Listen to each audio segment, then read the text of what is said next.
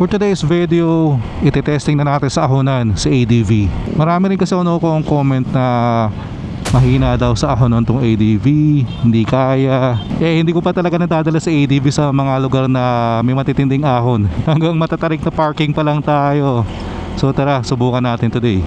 Alright, so guys, ito na, start of the test.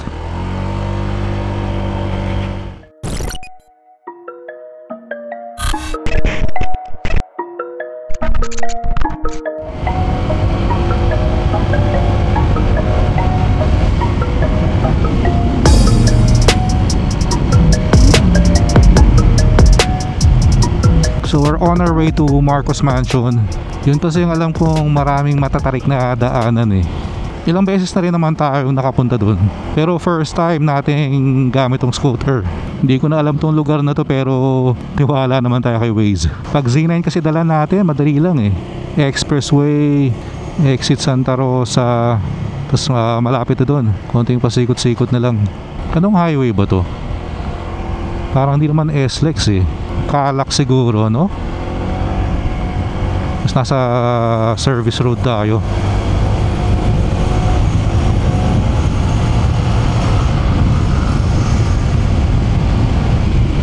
Oo, Calac nga yata to.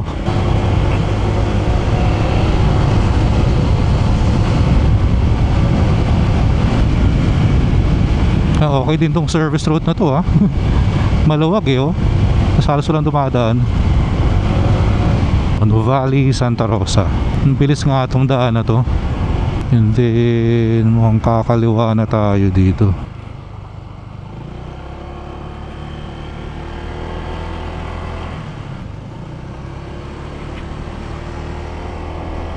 Marami rin pala nagtatanong sa atin guys kung anong camera yung gamit natin. So we're using a DJI Action 4 action camera. So coming from GoPro, talagang sobrang laki ng performance nito. Lalo na sa low light or sa mga night footage. Talagang night and day improvement. And another thing, napaka-convenient gamitin. Kasi yung mount niya magnetic lang. So napakadaling tanggalin, ilipat sa ibang mount. Like for example dito, sa itong quad lock mount na to, ginamit ko ng pang action camera eh. So naglagay lang ako ng magnetic mount dito na DJI. Napakadali ng ilipat ng camera. So effortless na siya kung gusto mo ng front facing shot naman. So i-try natin dito. Pakita ko sa inyo. So sobrang daling tanggalin from the mount. May clip lang dito. Ayan. Tanggal na siya. Then pwede ko nang ilipat dito. So may front facing footage na tayo. And ang maganda sa setup ko pala, I'm also using a DJI Mic 2 na nakakonect dito sa camera. So yung audio ko, kahit ilipat-lipat ko, nakakonekta pa rin siya. Sige, videohan natin. So ganito yung itsura ng setup niya pag sa front facing. And ang maganda sa Action 4, kunyari content creator ka na more on Reels ka, Facebook, TikTok, na portrait usually ang gamit dun eh. Pwede. Kung ibabalik sa helmet, napakadali lang din. Alright. Kahit hindi na ako magtanggal ng gloves, kayang-kaya na. So ayun na, diba? Very convenient. Dun sa GoPro setup ko, nako, abutin ako ng siyam-siyam pag maglilipat ng mount. Same na nga rin pala ng daan to, papuntang Tagaytay. Pero siguro mag-schedule tayo ng ibang ride sa Tagaytay. Weekend kasi ngayon, so for sure napaka-traffic dun. Pag sa Tagaytay kasi, mas gusto kong pumasyal doon ng weekday. Pero minsan nga kahit weekday, traffic pa rin eh. So speaking of Tagaytay pala, I'm sure na balitaan nyo na or nakita nyo na sa social media yung issue sa Balay Dako, no? Syempre dapat may current events din tayo sa vlog natin. Pero doon sa mga hindi nakakaalam, yung naging issue sa Balay Dako kasi, they're advertising na pet friendly sila. Pero allegedly, meron silang tinanggihan na aspin or asong Pinoy. Ako personally, I feel for the the dog owners involved dun sa issue na yun. Kasi may aso rin kami sa bahay and hindi namin tinatratong pet yun, kundi part of our family talaga, family member. Pero for me, naiintindihan ko eh, kung may ibang establishments na hindi sila open to pets or to dogs, we can respect that and we should respect that. Ang naging malaking issue lang dito kasi yung discrimination. Kasi may mga naglabasan kasing photos din na very accommodating yung balayda ko. Allegedly sa mga aso na may breed. Kahit yung mga bigger dogs pa. Like golden retriever. So yun siguro yun talagang di ba? I mean, kahit anong klaseng discrimination kasi yan, talagang sensitive issue yan kahit sa tao or sa hayop, di ba? And hindi pa nakatulong yung apology nila. Kasi when you talk about apology, ano yan ramdam ng tao yan if it's sincere, or ang term nga dun is non-apology apology. So ilang ako for me kung nag-apologize sila ng sincere, they took ownership, they took accountability, nag-own up sila dun sa mistake and promise na they'll do better moving forward, walang kaso yun. Wala naman kasing perfect na na restaurant. I mean, kahit anong establishment, kahit yung mga reputable motorcycle shop, may times sasablay at sasablayan, di ba? Pero hindi natin dapat sila i-judge dun sa pagkakamali na yun. Masusubukan natin sila kung paano sila mag-react or anong gagawin nila about the issue. Will they take ownership? Will they do the right thing? O maghuhugas kamay, di ba? Doon masusubukan ang isang establishment. Yun lang yung take ko para sa akin lang naman yan.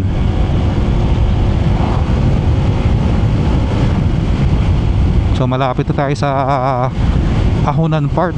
Tuwing dumadaan ako dito, nare-relax talaga ako Pag maraming green sa paningin mo, di ba? Nature, nakaka-chill ng pakiramdam. Kahaba nga lang ng talahib. Parang paggabi ka siguro dumaan dito, nakakatakot, no? Ano sa mga horror movies. Alright, so guys, ito na start of the test. Yung minor lang natin ang takbuhan. May magsabi na naman galit na galit ang makina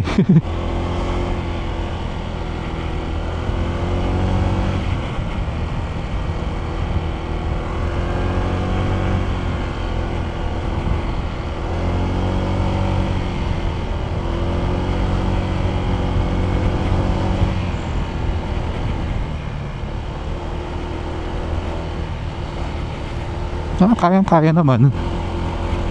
Wala akong nararamdamang hirap yung makina. I'm 75 kilograms, although solo rider.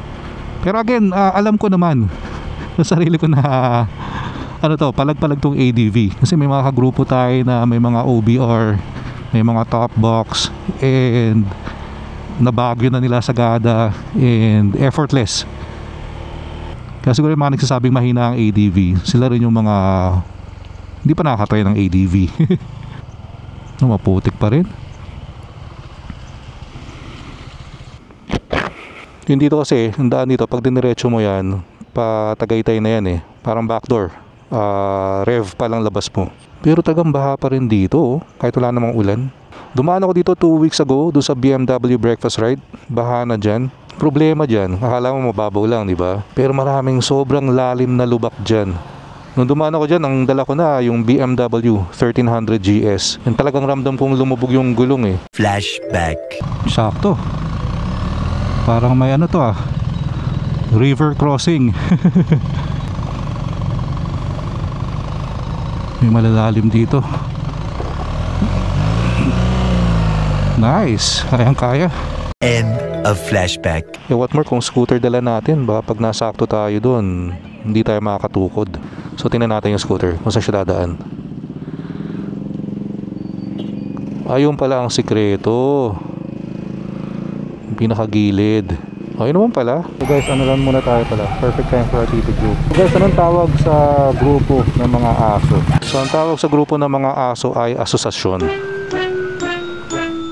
Para magkaaway sila. Magkaibang grupo yata ng mga aso to. Tara, baka mag-rumble pa sila. So akit lang tayo sa taas para mapakita ko sa inyo. So dito sila dumadaan pwede yata tayong tumaan dito. Yan. Para-paraan lang. So papalik dito rin tayo dumaan. Kayang-kaya naman dapat na ang gulong natin to. Hindi na tayo naka dual tires yung stock. Nagpalit na tayo ng Pirelli Angel Scooter road tire. Pero yeah, dapat panis pa rin to. Kayang-kaya. Kahit medyo moist yung lupa. Sa ibang gulong, makakaramdam ka na ng dulas dito. Diba? Yung lupa doon, parang mamula-mula. Then dito, mabuhangin na mabato. Alright. Ito na yung papuntang Tagaytay. Liit ng aso, tuta. So ikot lang tayo. Hindi man tayo abot ng Tagaytay siguro. Ayun na, ito yung mga nag-ride na. Pauwi na sila. Ganda kasing daanan papuntang Tagaytay ito eh. Nagkaalangan akong dumiretsong Tagaytay ngayon. Kasi nga di ba parang may padating noon na bagyo ngayong weekend. Si ano, Bebing ka. Or Filipino name si Ferdy. Pero parang okay naman yung panahon eh, no? Ano ba? Pero ayoko kasing dumaan sa Marcos Mansion ng madilim eh. Matatakotin kasi ako eh. So pasyal-pasyal lang tayo dito. Pag dito lang kayo dumaan, ingat-ingat, maraming aso. Siyempre kung naka big bike kayo, medyo may mga parts na dito eh, konting bakbakan. Sa mga ganitong lugar, hindi mo naman kontrolado yung mga aso. Ba, kung biglang may tumawid, even mga tao, mga bata, minsan may biglang tumatawid. Dito pa lang medyo ramdam ko na yung lamig ng panahon ha. Siguro pag may nadaanan tayong coffee shop, pwede tayong tumigil, magkape muna tayo. Katulad dito dahil mga bata, may coffee shop yun Sige, andar pa tayo konti. Pag wala tayo nakita ang ibang coffee shop, balik tayo dun. Kasi yung matatarik na part dito, yung malapit na sa Tagaytay eh. And again, yung dinaanan naman natin papuntang Marcos Mansion, matarik na rin yun. Kaya pa may nagsabi na naman na kulang pa sa tarik yun. Baka naman may pagka-Spider-Man na yung scooter nyo. Diba? Iakyat nyo na sa building yan, baka kaya. Tara, hanap tayo ng may ikutan. Mukhang okay yung coffee shop na yun eh, yung nadaanan natin. Nakakamiss din mag-barbecue Amoy mo yung usok eh. Gugutumin ka. Tara, ikot tayo. Next time na tayo magtagaytay, may gusto kong puntahan doon eh, yung Starbucks si Raya. Hanggang ngayon hindi ko pa napupuntahan. Dapat kasi medyo maaga ang punta mo doon. Hanggang ngayon yata kasi pila pa rin eh. Lalo na ngayon, weekend. Nako, hindi ko na umasang makakapasok doon. Kung naghahanap kayo ng good place para mag-ride, ito guys, pwede nyong puntahan to. Sa Marcos Mansion, then backdoor, Patagaytay. Stir Doggy. So merong asosasyon din dito guys. Dito ba, ito, Why Are You Here Coffee. Alright, so we are here. Why Are You Here Coffee. Pwede na siguro to. Tara, pasok na tayo.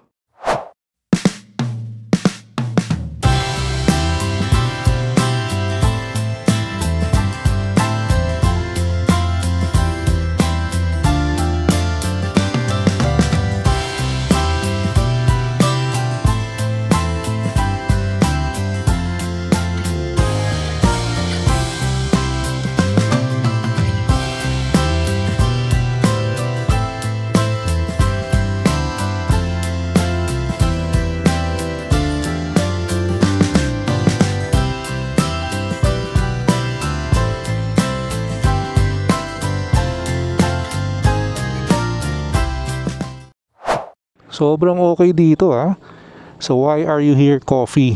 So kung Patagaytay kayo, madaan kayo dito, check nyo yung kape dito, sarap naman. Ayoko sana kabuti ng dilim.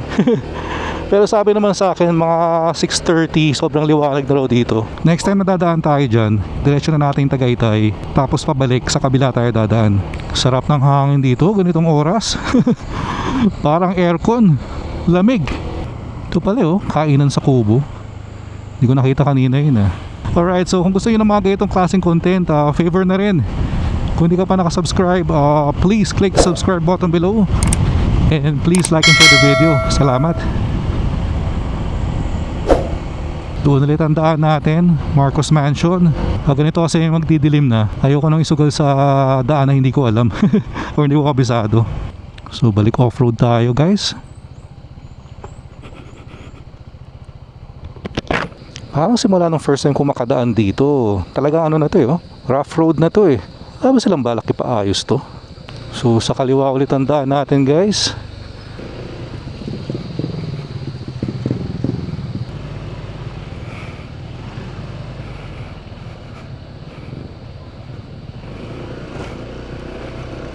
Alright, alright.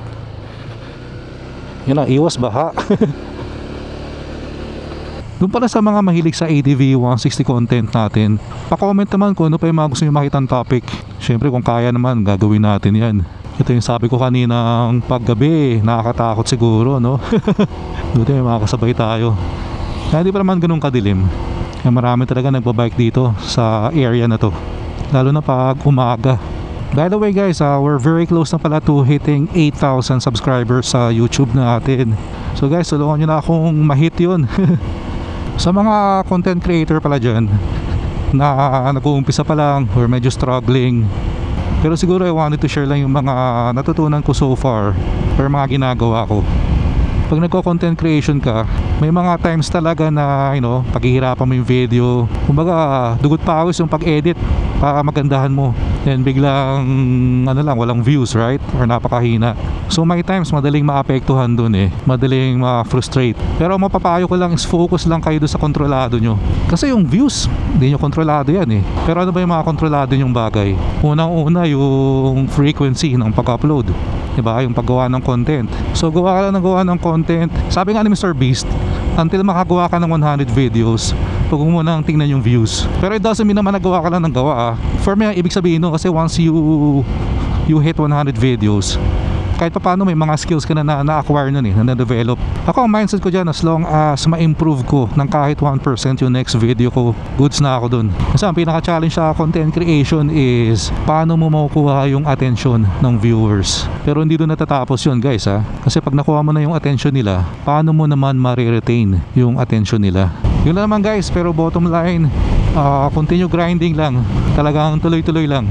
Alright, so dito ko na muna putulan yung video. Pero maraming salamat sa mga nag-join sa atin today.